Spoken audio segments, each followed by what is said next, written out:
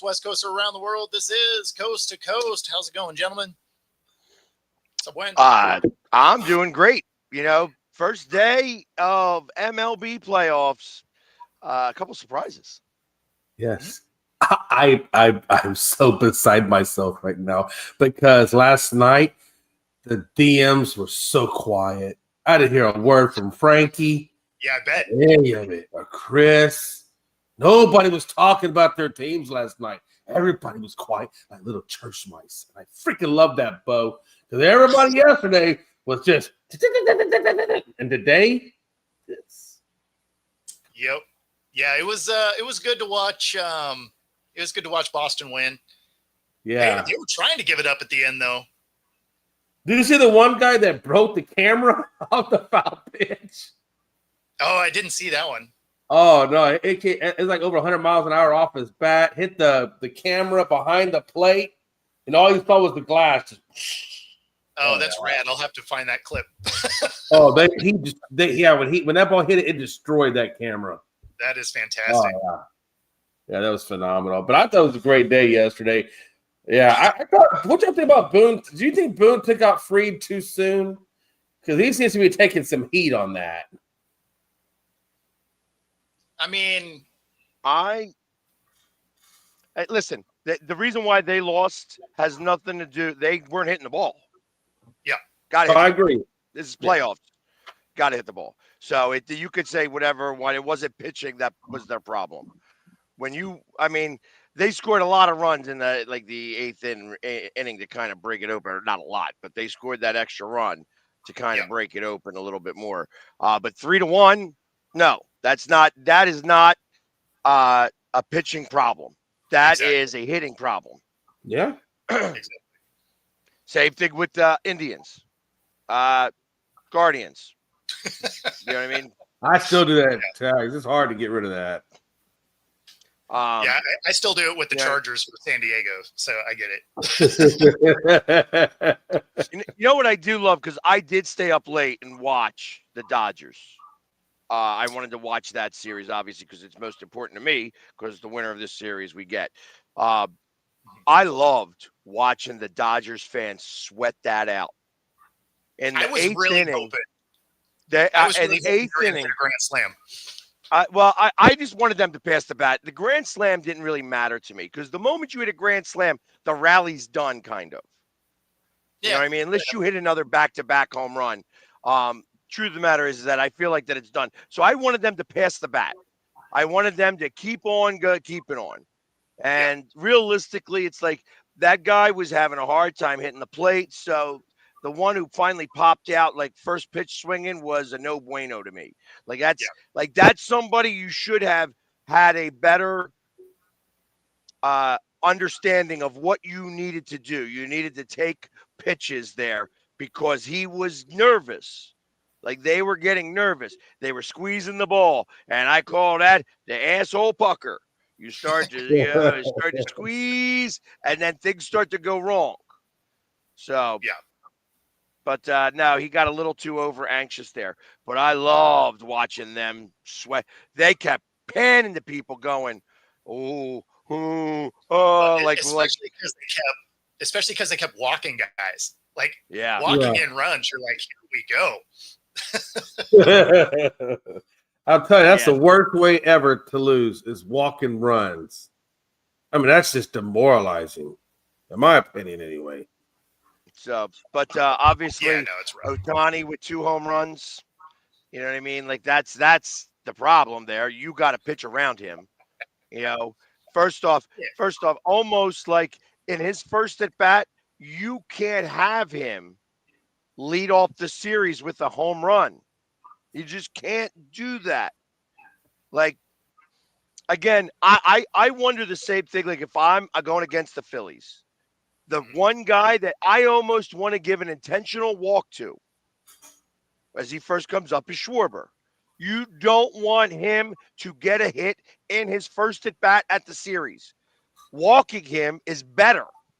Sure. As funny as that sounds, just for the mental, your mentality for the rest of the series. Yeah. You know what I mean? Or Hey, listen, we go talk about old-time baseball, you plug him right away.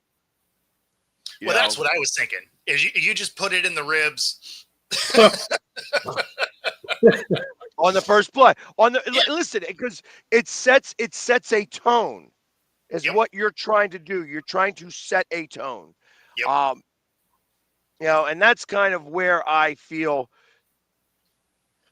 Listen, Ohtani has had a hard time against the Phillies in general. He has not done well and batted well against the Phillies at all. So I don't mind pitching to him. However, on his first at bat is the one that you have to be the most leery about. You cannot have him hit a home run. So whatever you got to do, if you're going to try to go after him and strike him out, you got to get into his red zones, not his blue zone, or his blue zones, not his red zones, because you want to just stay away. And it doesn't matter if you walk him, because again, it sets the tone of the series right then and there. Now they got a pretty good lineup after him as well. So it's not just him, but Right. like I said, I have to set that tone right away. And he set the tone for that game. I mean, Christ, it was 8-0 before they even scored a run. Then it's 8-2, then it's 10-2, and then it's 10-4, 10-5, bases loaded, 1 out. And then they blew it. Yeah, that inning was insane. I mean, the Reds said nothing for it. And the problem was that they, like I said, they weren't passing the bat.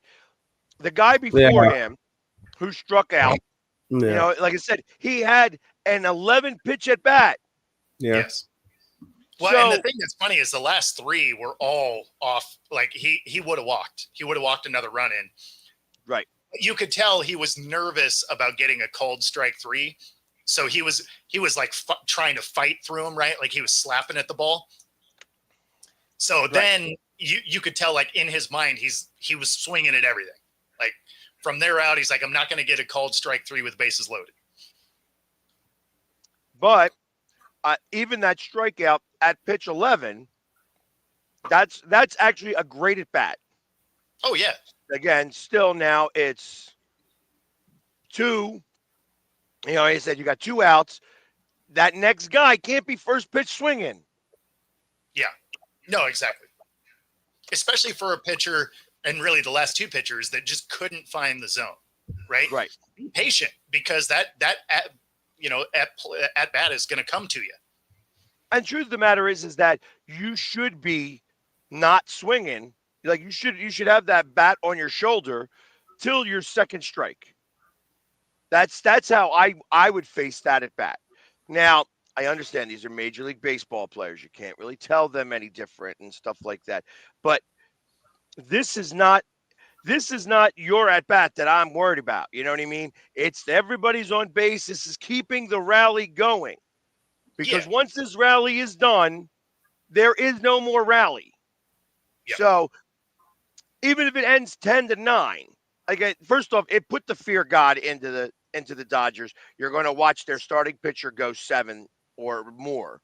You're going to probably see him go 110, 120 pitches this game, because they're going to be more afraid this game on going to their bullpen.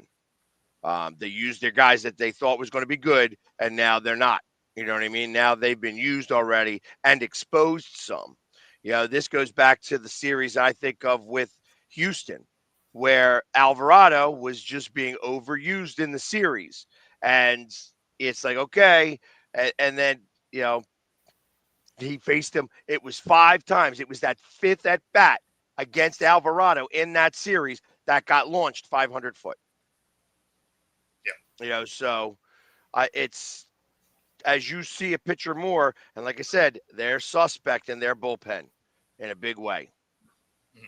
Not that the Reds are any better, mind you. Yeah. But no. Yeah. I felt like the Reds needed to take that game yesterday. I felt that was the game that they needed to take. I don't know that the Reds can – I don't know that the momentum can be on their side come game 2. No, the Reds are going to lose this series. But I think it would have been cool if if they would have got that one more walked in run there and then blasted it to tie it up, I think that would have been great. Right? Even if they still go on to lose that game, just to watch the Dodgers lose their mind would have been hilarious. even a double to make it 10-8 and get them scared. For sure. You know, that you don't need to tie it up. Like I said, even the couple of runs was enough. I mean, that would have scare into everybody in LA. Oh, yeah. They understand that this is not the team of last year. Yeah, there was so much of this. Yep. You know, like I love watching that stuff. The one guy like this. I made a video about it last night. I didn't post it, but I made a video about it. I'm like, this is what baseball playoffs is about. Yeah. Watching the Dodgers fans poop their pants. You know what I mean? Literally poop their pants. Like that's what was happening. So yeah. I know it's going to end tonight. You know, I think the Dodgers win this series in 2, get themselves together and get Snell on the mound for game 1 of this 5-game series. Yep. And we beat Snell a couple of times. So I think the last game they played us, they used Snell, and I think that may have been the only game they won of their series of the 6 games we played them. Because we swept them here and then beat them there. Not that that means anything. Yep. You know, playoffs are playoffs. And, you know, I want these guys, I want them rested, but I want them ready to go. No, and this is always true. Like, I never like when they shut a guy down that's lighting it up in the 5th. They're like, oh, you hit your 100. It's like, you know what? He's still striking everybody out. Just let him roll. I was about to say, why take him out now and break that momentum? Exactly. Like if anything, you're going to actually save a little bit more of your bullpen for down the road. So the hard part about doing that is that these pitchers now are so conditioned to that 100 number. Yes. That it's almost like you almost have to be in a very unique situation to go over that. Like Wheeler, I wouldn't have minded, like if he was going to be playing, that he would go 115, 120 pitches, because he's kind of used to that. Again, they pulled him out too early in the Houston game. You know what I mean? In the World Series, you know, and he didn't learn his lesson that year. He did it again against the Diamondbacks the following year and pulled it out, I thought, a little too early. You know, it's like you got to go with what your mind says. You know what I mean? It's not just all about analytics. I know he's got an analytics, you know, thought process, but I'd like to see. I'd rather see Detroit, honestly. I think you're going to. I think the fact that they won game 1, they have a pitcher that can really hold them down again. Mm-hmm. You know, you may see Detroit win today. I mean, Cleveland's still got good pitching as well, so it's going to be another 3-2, 2-1 game. Yep. If you get 4 runs, you win this game, and that may go to a game 3. But I think Detroit winning first game is that game. Oh, it's huge. Yeah, it's huge. I mean, I just like that Detroit kind of came in backing in, right? So those are generally teams that aren't quite there to win, you know, to make a run, right? Like they might win a series, but that's kind of it a lot of times. So I would rather see that than a team like Cleveland that was coming in on a heater. There's a different thought process that I could give you on that. Is that you guys have not been in the playoffs for a couple of years. So there's a number of players on this team that have not been in the playoffs, maybe ever, you know, and you guys had that break. They just won a playoff series. So now they are more energized and raring to go, plus their run of last year. That Yeah, this, but no matter who we play, they will have. Which? Yeah, but no matter who we play, we'll have played a team that just won a series, right? Because they got to win the series to come see us. So I would rather have one that was struggling than one that was on a heater and then won a series also. I think both of those teams. Spence, I hope they use them 3 teams. times. I want them to use them 3 times for 3 saves. That's what I would love to see that. Or they not use them because we're ahead by too much. Yeah, that's what like I was thinking. That's what I was thinking. Just be so far ahead that he just doesn't get a play. Right. So, yeah. But that's like twice would be nice, and a crushing win, like out of the gate, first game, like 14 to 4 game. Love to see that happen. It looks like you're going to have Wu available. I saw he was taking soft catches in the outfield, 6 days ago. So that should put him – he should be good to go for this series, I would imagine. So you should have a full rotation going into this. Who? The M's. Because Wu was day-to-day, but I think he's going to be healthy and good to go for the series. I can't imagine him not playing. So he was listed as day-to-day. They kept him out because they didn't need him. Yeah. It sounded like he was able to play if he wanted to play. So then you get this added week off. Like I would expect Wu to be ready to go. Yeah.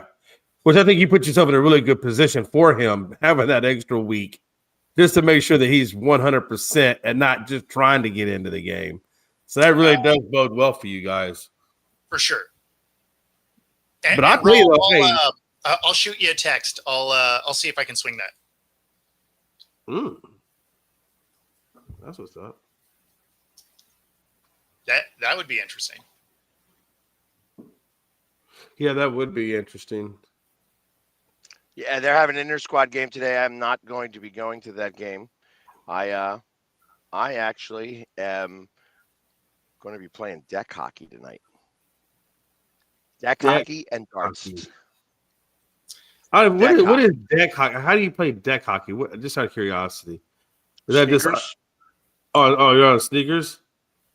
Yeah. Yep. Okay.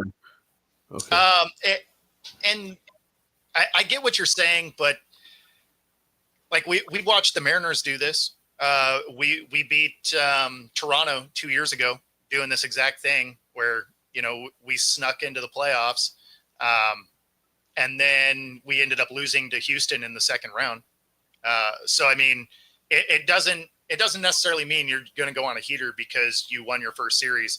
Wild card series, it is not the same as the rest of the playoffs. I think no matter who you get, honestly, Bo, I think whether it's the Guardians or if it's the Tigers, both of them are good quality teams. Both of them have.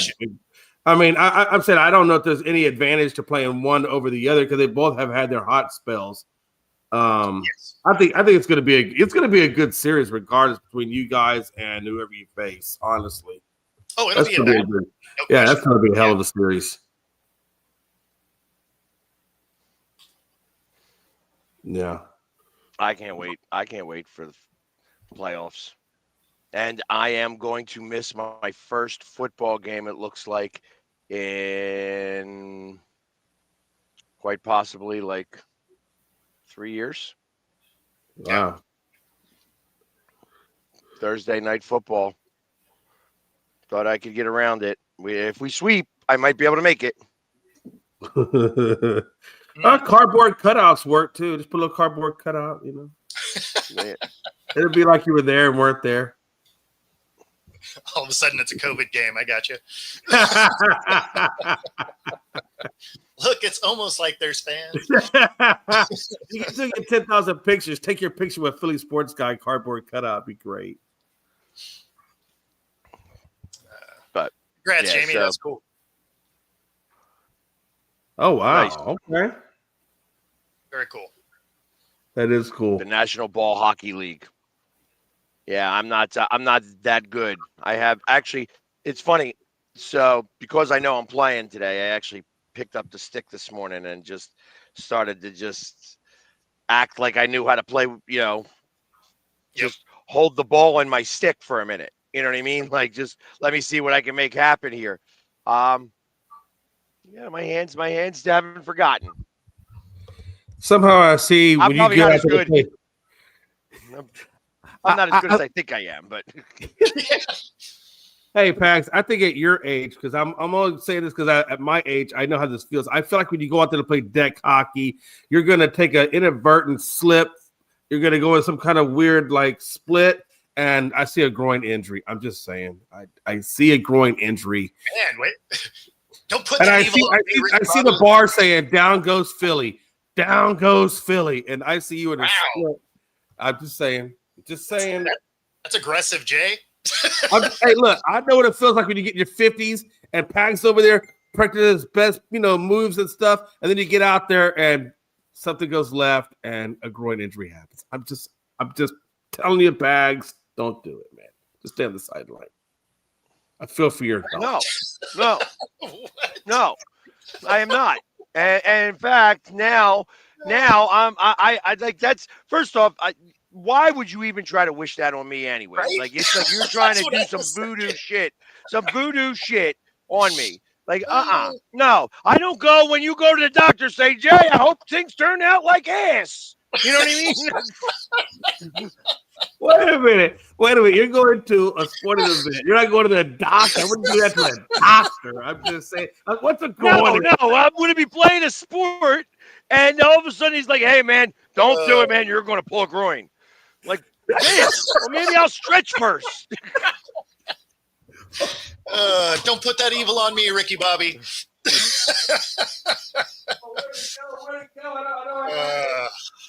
Man. I got it. Anyways, it's not a voodoo doll. No question. Like I don't. Oh, what are we doing right now?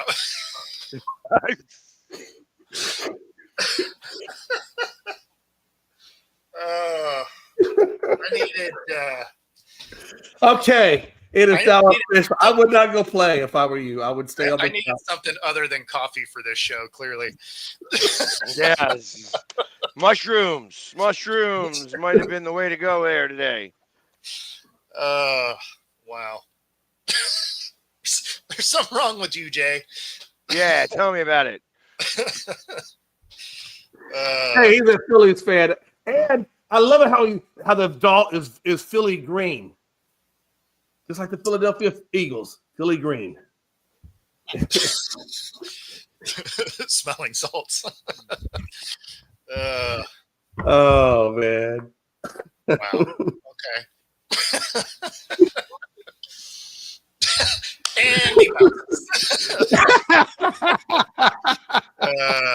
That's right. Yeah, right. You can't be McLovin and say stuff like that. I'm still here. Yes, in the background, I got you. I tell you, if I pull a groin, I am sending like. I can't say any of these words on we will get banned right away. Somebody will think I'm being serious. So yeah, there's that. I was like, damn. Yeah. Remember when people were sending powder in the mail and people were thinking it was anthrax and stuff like that? That's like, yeah. If I pull a groin, I wouldn't accept any mail from me there, Jay. I blame it all on you. I'm going to tell Melanie, start answering the mail in a hazmat suit. Just right. Just in case. No, but in all honesty, though, it was a hell of a good night of baseball. In all honesty, it was some good baseball, and I'm really looking forward to today. I like the fact that we get baseball early. I think today? I think we get today at noon. Yeah, I think we start today. Well, yeah, because it starts at noon. The Detroit series. There's 4 games. Yeah. Today is the last day of 4 games. specifically. I mean, tomorrow could be 4 games, but I doubt it. Yeah, Could no, be it's Yankees could be yeah, out. because what the first game. I Yeah, could not. If ours the is Yankees got kicked out in the first round, that would be epic. Like it'd be pretty amazing. We wouldn't hear from Frankie for a while. Oh no, no! Like he would be missing that would in be action so for quiet. sure. Yeah, I mean, so West Coast time, we get a 10 a.m. game. You're like, oh, nice. You just kick this thing off immediately. And nothing against you though, Pags. I love you, Pags, but I hate Brad. Do you? You just Dude, talked man, about that dude always says the Cowboys and the Cowboys suck and we're trash. I would love for Philly to go out in the first round. I hate to say it, and Pags, nothing against you, but that way Brad would just be super quiet. Super quiet. I feel like Joe needs that. I think Joe needs to have a little leverage on Brad. Yeah. I think that'll be a great one. I don't think that'll work that way, but you can think whatever you want. I don't think it'd make any difference at all. Brad would still come in here saying dumb stuff. If nothing else, he's consistent. He is very consistent. And I'll tell you what, I know he keeps that stuff on pace. I think he just pastes comments. Keith would definitely be going after the Yankees. That is for sure. Yeah. Oh, yeah, he would. See, Joe's waiting. Joe is just patiently waiting for the Phillies and the Eagles to not get the title so that he can just have fun with Brad. I think Joe is waiting to have fun with Brad. I would like to see the comments. I tell you, as of right now, Joe ain't got a lot to talk about. Yeah, that's what I was thinking. His team is 1-2-1, and his Astros are out of the playoffs. He don't like soccer in Italy, and he doesn't drink wine. So he's got a lot of strikes against him. Poor Joe. I feel bad for Joe now. Damn. So they don't take in postseason play. It is a regular season award, but don't let it fool you because the voting happens soon, right? Now, they do always like right now. Yeah, exactly. Like I know it's this week, so I mean it does play a little bit of a factor, even though it's not supposed to. If you don't show up in that first series, sometimes it can sway some voting. So tough to say. I mean, what's always been the biggest knock on Judge is that he disappears in the playoffs. So I wouldn't be surprised if if that crept into their brain and kind of had a little bit of influence on it. I mean, honestly, especially if Cal hasn't played the postseason, but the thing is it's a regular season award. So it is. The postseason isn't supposed to matter, even if you're just terrible in it all the time. It's not supposed to make a difference. It's supposed to be whatever you did over the regular season. And he had a great offensive year. So, I mean, I just think Cal as the most valuable player makes more sense. Do I think the Judge should win, the Silver Slugger? Yeah, of course. Right? Offensive statistics are off the charts. When it comes to being the most valuable all-around player, I think Cal probably has the best case for that. You think it's more on the defensive side that he has the bigger case? Well, I think that's what solidifies it.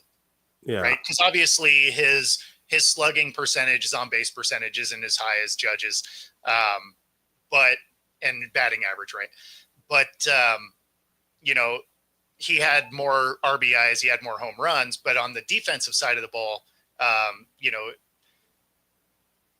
ask any player ever, catcher would be the hardest position to be in.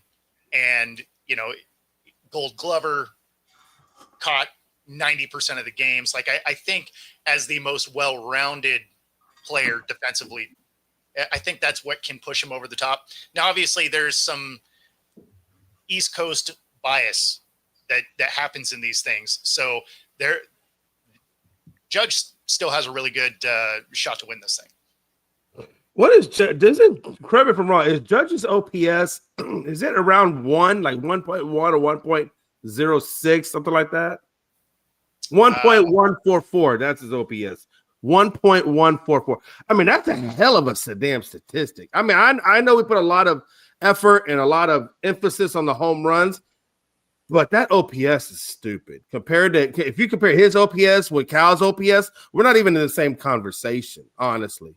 I think Cal's around 6 or 7, if I'm not mistaken. Yeah, but I mean, that's not really a different stat because that's just a combination stat of. No, I understand. Is OPS. That's on base and slugging percentage all wrapped up into one. And that's why I hate that people are trying to use that as something because you already have the on base percentage and the slugging percentage. It's literally a combination. Yeah. So it's not like that's an extra stat. Like that's literally just a combination of stats you're already looking at. And what is it supposed to complete? What's that supposed to actually figure out? Like this is how many per at bats. This is on average the amount of bases he's going to get. Like, is that really what that's telling us? I think, correct me if I'm wrong, it's obviously slugging plus on base. I mean, I guess it's home run plus the amount of times that you're on base, I would imagine. It's why I don't like the stat because it's literally a combination stat. Well, yeah, but when you figure the fact, and again, this is just my thoughts. When you look at the OPS, when you look at the batting average itself, at over 300 versus 247, 248. You know, I don't know. I mean, is that one specific stat of 61 home runs to judges like 55? It's a six or 7 home run differential.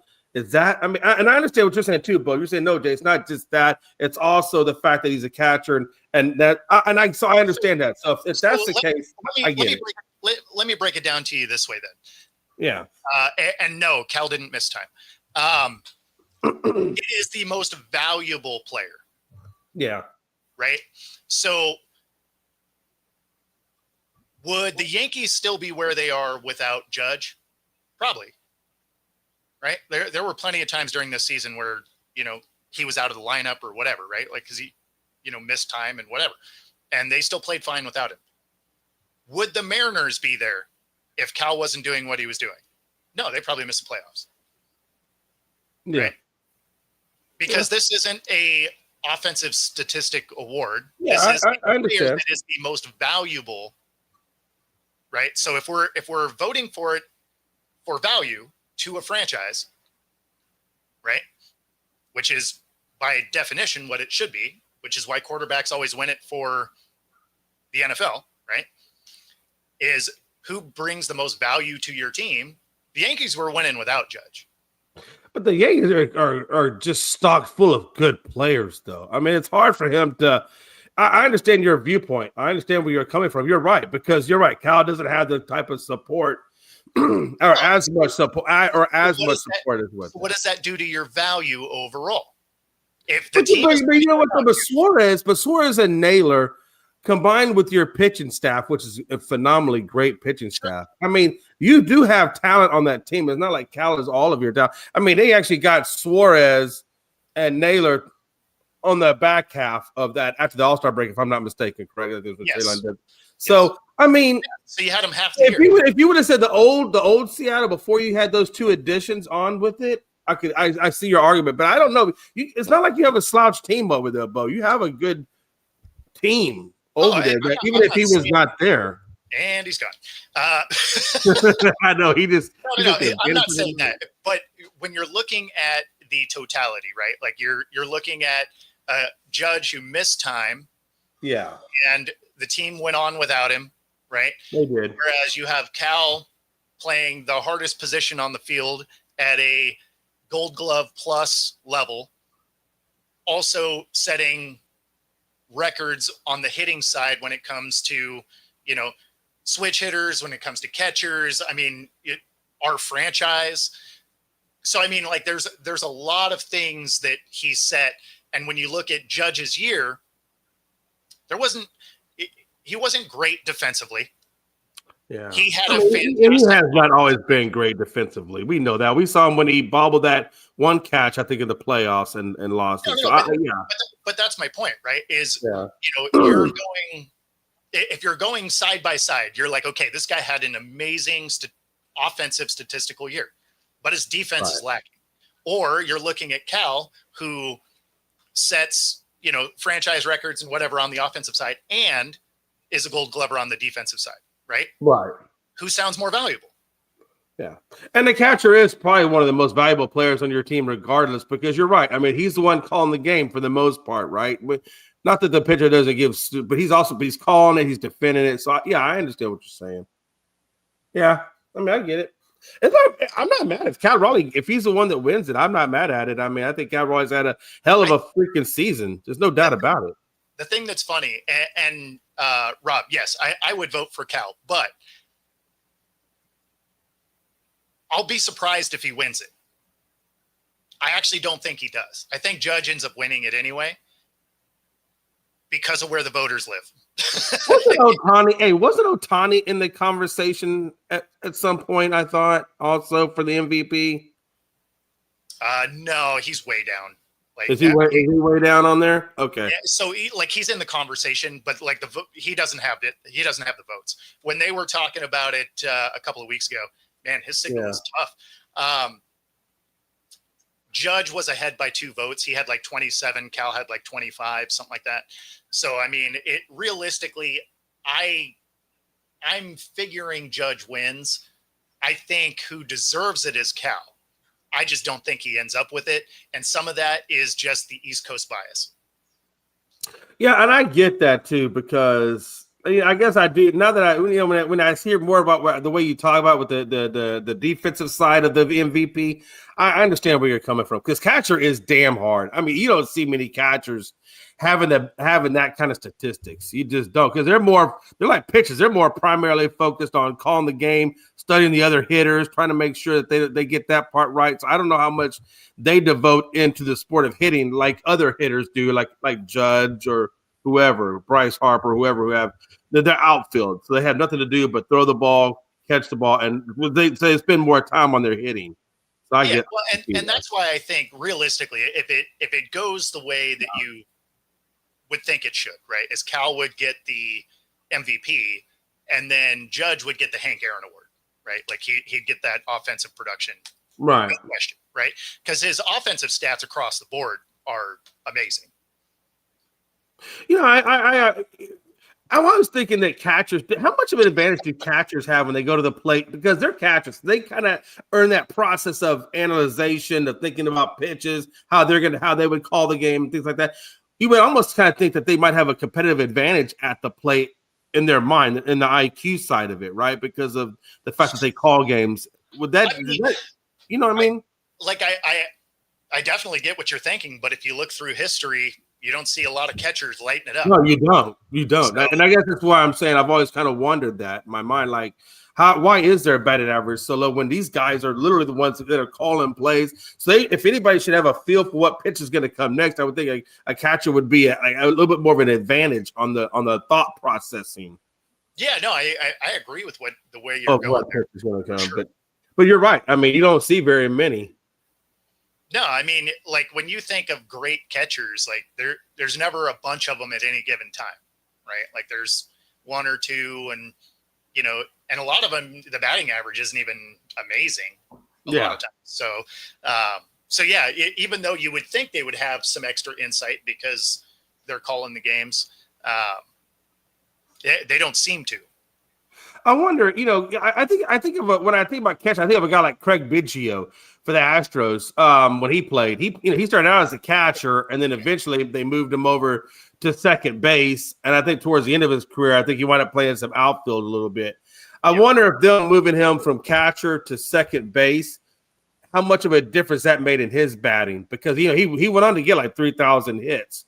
So I'm wondering how much that played in him. I wonder, coming out behind the plate. Yeah, I think some of those moves from out behind the plate is just because the knees can't take it anymore. Right. So that's just extending your career. You gonna hang out for a while there? Yeah, he's playing hide and seek. Mostly hide though. I think it's the Temu Wi-Fi. If you work at StreamYard, you may get a visit today from Pat. I hope so. There may be some hammering on that door. Yeah, you look like a Minecraft character half the time. Just blocky as all get out of there.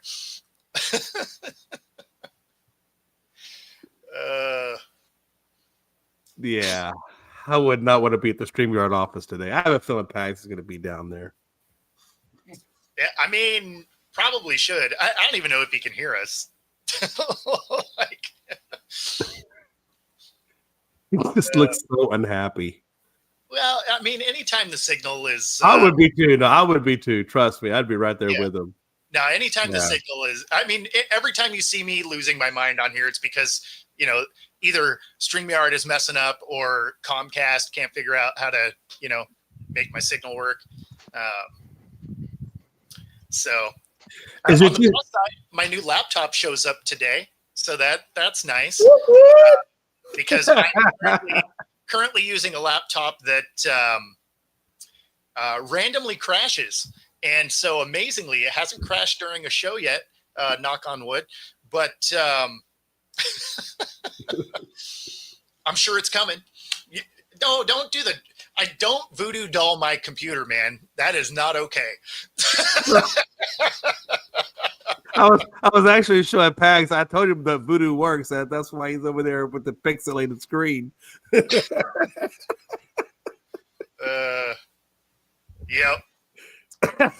He's in a thinking man pose. It's rough for Pags today, but I got to be honest with you. If the Phillies postseason goes as good as StreamYard is, these pictures are going to be invaluable. I'm actually saving them as we speak. I will put a collage on Facebook. Pags, man, your signal is just hot trash. But on the flip side, your subscription to StreamYard has been renewed. At least it was expensive. So,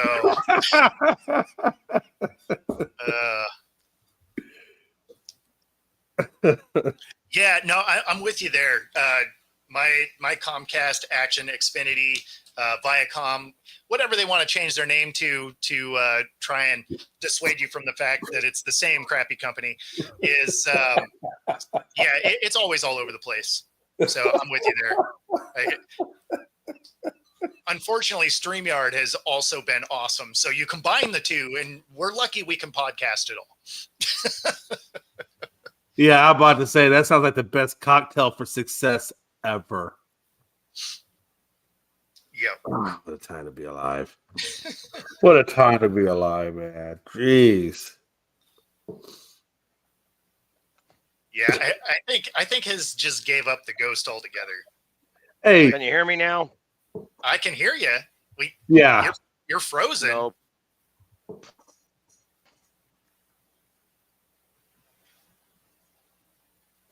Well, we heard you for a second anyway. I think. Oh, there he is. Now he moved his face a little bit.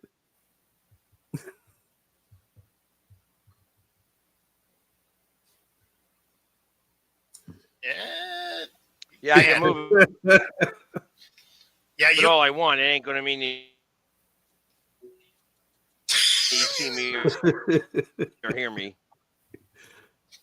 Well, I heard 3 consonants and 2 vowels. Right? Yeah, yeah. So it has to do with the higher win percentage, I believe, is the way they do it today. Yeah. So you can double check me if I'm wrong, but I believe that's how it is. I know it's changed over the years. At one time winning the All-Star game played a factor, but as it sits today, I believe it's just the team with the highest win percentage. That's when the picture comes through.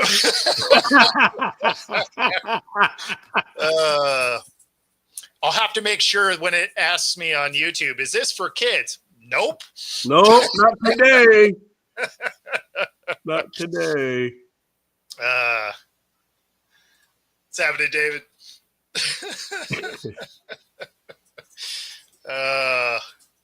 I'm just saying, man. Hey.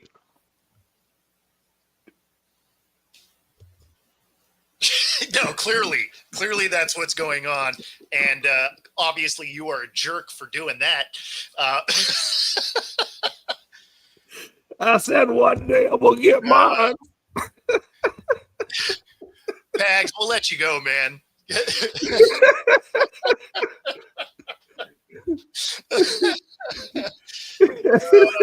It's like a sad Bert from Bert and Ernie. Just full on sad panda over there. So it was fun having you on for a half hour anyway. For 25 cents a day, you too can sponsor Pags.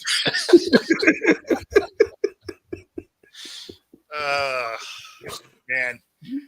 Anybody listening to the audio in this show is just like, I don't understand what is happening, but this show is terrible.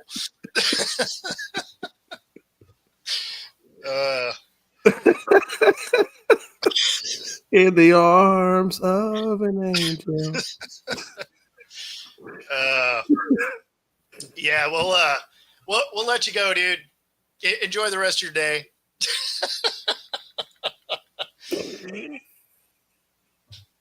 Oh, that's funny. His is freezing up enough it isn't even letting me take him out. That's weird. Oh, there we go. I would just like to take a moment of silence for Pags' computer system and StreamYard. You know, and it's fun. That is the Xfinity shake, and I've done it a million. One thing that I have found is if you call, they are useless, right? Like they make you sit on hold forever and make you jump through a million hoops. If you drag them on Twitter, though, they are super responsive. Because I have absolutely, we know, man. That's why I was like, enjoy the rest of your day, dude. Man, but I gotta tell you, Pat, that was some good comedic material. So if you tell me you want to come back in real quick. It was pretty great. It was pretty great. But yeah, I mean, every time I've gotten them to fix anything over the last year, wasn't by a phone call. It was literally me barbecuing them on Twitter and then them reaching out like, oh, let's see if we can fix this. Like,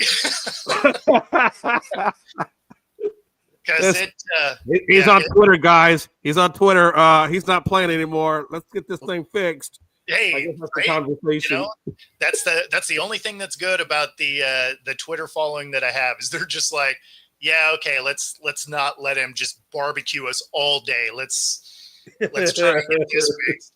And so yeah, every time every time I've had them out to actually fix something, it's because of that.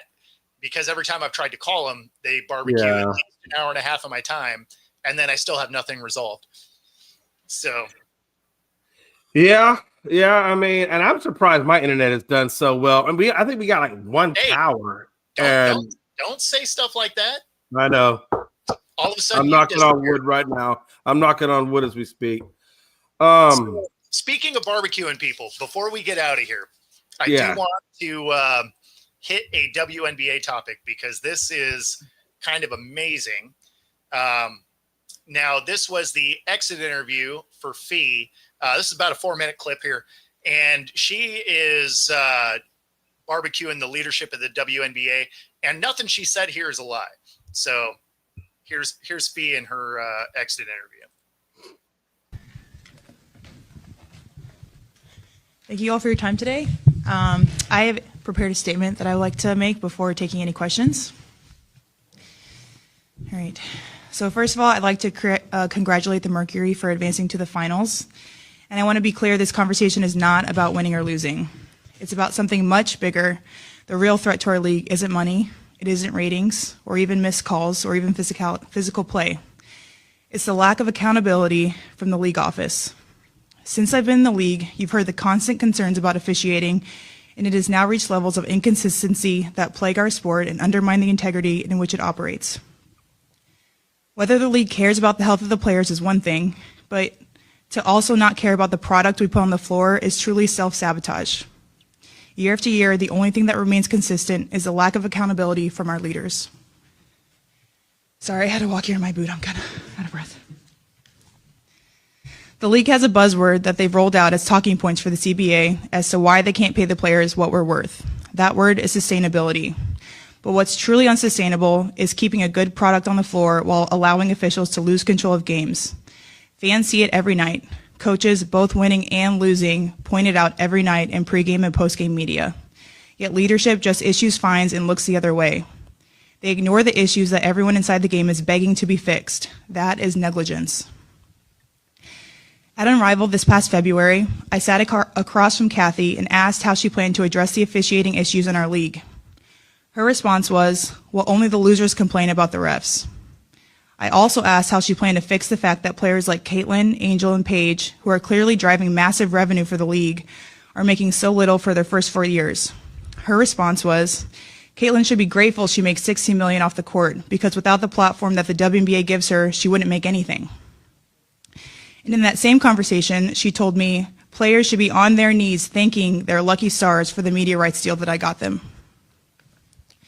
That's a mentality driving our league from the top. We go to battle every day to protect a shield that doesn't value us. The league believes it succeeds despite its players, not because of them. I have the privilege of watching my husband run a league where he has to balance 100 different things at once. I won't pretend the job is easy, but even with all of that on his plate, he always takes the time to reach out to players when he sees an injury, whether it's Unrivaled or even during the WNBA season. That is what leadership looks like. It's the human element. It's basic integrity, and it's the bare minimum any leader should embody. This year alone, I've gotten calls, texts, and well wishes from so many players across the league. Those moments remind me that sometimes there are things bigger than the results than this game we play. But do you know who I haven't heard from? Kathy. Not one call, not one text. Instead, the only outreach has come from her number 2 telling my agent that she doesn't believe physical play is contributing to injuries. That is infuriating, and it's the perfect example of the tone-deaf, dismissive approach that our leaders always seem to take. I've finally grown tired. For too long, I have tried to have these conversations in private, but it's clear there is no intention of accepting there's a problem. The league has made it clear it isn't about innovation, it isn't about collaboration, it's about control and power. I've earned this platform and I've paid the price to get here, and now I have a responsibility to speak on behalf of the fans and everyone in this league that deserves better. Our leadership's answer to being held accountable is to suppress everyone's voices by handing out fines. I'm not concerned about a fine. I'm concerned about the future of our sport. At some point, everyone deserves to hear the truth from someone who I hope has earned the benefit of the doubt to fight for what is right and fair for our athletes and our fans. We have the best players in the world. We have the best fans in the world. But right now, we have the worst leadership in the world. If I didn't know exactly what the job entailed, maybe I wouldn't feel this way. But unfortunately for them, I do. We serve a league that has shown they think championship coaches and Hall of Fame players are dispensable, and that's fine. It's professional sports. But I will not stand quietly by and allow different standards to be applied at the league level. Thank you. So, yeah, like full on barbecuing them. Just burn the thing down. And yes, they definitely correct things that don't need to be corrected. So, no, she didn't throw her career away. And she is absolutely getting fined. But the thing is, you know, they're in CBA talks for their new bargaining agreement, right? The current one expires at the end of this month, and they are miles apart. They don't want to pay these ladies at all. They're talking about going to maybe a couple $100K. They just signed an 11-year, $2.2 billion contract, which means they have $200 million a year coming in, and they don't want to give them the deal that literally every other professional sport uses.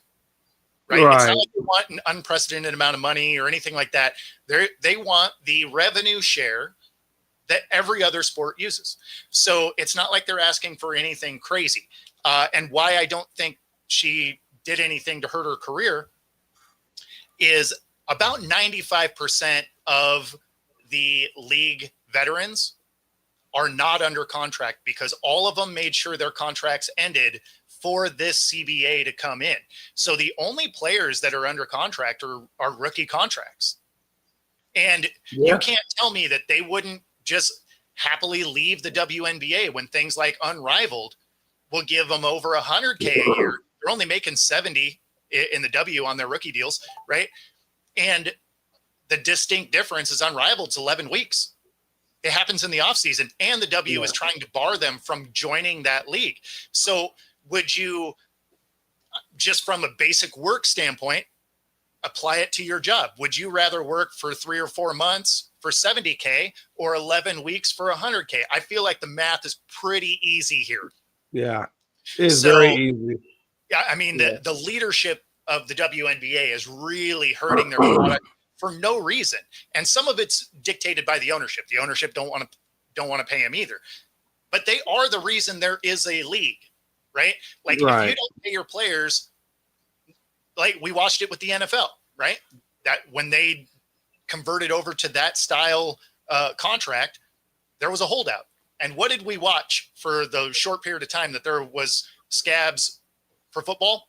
Terrible football. Like, it was bad, right? So, no, I mean, it's going to have to go this way. Otherwise, they're going to get rid of all the momentum that they've had, because this is a unique situation where all of the players are on board. You know, when it happened in other leagues, people had contracts that extended beyond it. This one, they tailored their contracts to end for this CBA. So if there was ever a time to see a organization just fail monumentally and launch a rivalry league, don't get the CBA done, because they'll all walk. Why wouldn't you? You're not making any money. You can make more overseas. You can make more on Unrivaled. Like you can make more money than you do in the WNBA everywhere. So it's not like they have anything on you. And then to come out and make statements like, you should be thankful that we give you the platform. Clark would have had a fine career overseas. You know, she made more in college than she makes in the WNBA. So that stance is weird to me. Just, you know, and then she actually came out with a statement and was like, oh, we have our league, you know, is our priority and all of that. You know what she doesn't do is detract any of the things that were said. So clearly she probably did say that statement about Caitlin Clark and how only losers are complaining about the refs, even though everyone's complained about the refs, even me on shows like this. Every game I'd come back and be like, man, the officiating is awful. Yeah. So it's pretty crazy. Pretty crazy. Yeah, it is. And, you know, I mean, when 90% of your league is not in contract after, like you said, when it's over with, I mean, and how much is that 2.2 billion? So if they don't do a league year because everybody's locked out or whatever, how does that affect that? How does that affect the finances? You know what I'm saying, for the WNBA? Yeah, well, I mean, I would imagine you don't get any of it, right? Because that's the TV deal. If you don't have something to put on TV, and that 2.2 billion is just the TV deal. That's not ticket sales. That's not merch. That's not all the other things. That's literally just that. So, I mean, but yeah, I mean, if they don't put a product on the floor. So it says 200 million a year. So that's 200 million that they're going to lose then on top of, like you said, ticket sales on all the other things. Absolutely. Wow, that's a pretty expensive thing. If I was them, I don't want to see what the problem is. Give the damn players a couple $100,000. They definitely deserve that. And let's drive on. So that is their proposal, is the couple $100K. The thing is they want the 50% revenue share that every other sport does. Yeah. And they can do it. They can afford it. Like, that's the thing. It's not like they were doing that when they were still losing money. Right. You know, and I said this on another show. It's like, it's tough to ask for a raise when the company is losing money. Right. But if your company is succeeding and is gonna have record profits, and then that company then says, you're lucky you get paid what you get paid. Yeah, you're going to be pissed. I'd be pissed. You're like, our work is how we're hitting these record numbers. And so that's where this comes in. It's like, no, they deserve to be paid for the product that they're growing. And so it's interesting that they're taking the stance that they are, because they potentially severely moved themselves further back from the growth that they've had. And so the analogy I made is you're finally riding your bike and then you just grab a stick and throw it in the front spokes because why not? You know, it's so pretty crazy overall. But just wanted to share that one out there because it was it's a wild stance in a league that's finally starting to get a foothold, and they are actively trying to hurt themselves. Out of all that, I think I can summarize everything you just said in one thing, and that is the WNBA is just being the WNBA. Yeah, but they don't need to be. Like, that's the problem. No, but you know what I'm saying? Like this, but this is typically what they've always done. They've terrible marketing. They've never done anything right within this organization since it's come about. They've never done anything right that I can see. And to Fee's point, they need new leadership. Yeah, they do. Yeah. Like, I mean, we've talked about it on this show a bunch of times where we think a high school DECA program could outperform their marketing machine at the WNBA. Yeah. I mean, there's no advertising.